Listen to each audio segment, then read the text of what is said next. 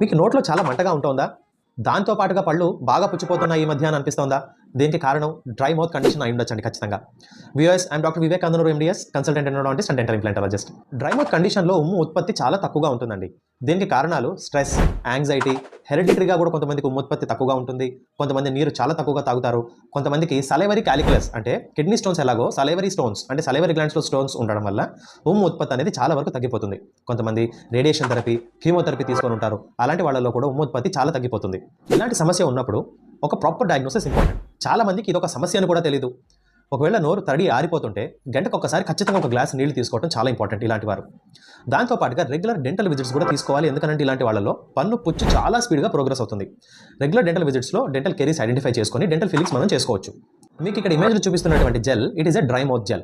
ఇలాగ dry mouth ఉన్న వాళ్ళు ఇలాంటి జెల్స్ని అప్లై చేసుకుంటూ ఉండాలి, నోరు తడి ఆరిపోకుండా. అది రోజుకి 3 to 4 టైమ్స్ అప్లై చేసుకోవడం మంచిది. నోరు చాలా మంటగా ఉంటే డెంటిస్ట్ కొన్ని జెల్స్ ప్రిస్క్రైబ్ చేస్తారు, అవి వాడుకోవాలి. దానితో పాటుగా మనం తీసుకునేటువంటి ఆహార పదార్థాలు చాలా తక్కువ కారంతో ఉండేటట్టుగా మనం ఖచ్చితంగా మెయింటైన్ చేసుకోవాలి. వారు వాడాల్సినటువంటి టూత్పేస్ట్ కూడా మినరల్ రిచ్ టూత్పేస్ట్ యూస్ చేసుకోవాలి. For more interesting smile updates, like, share and follow our channel. Signing off, your doctor Vivek.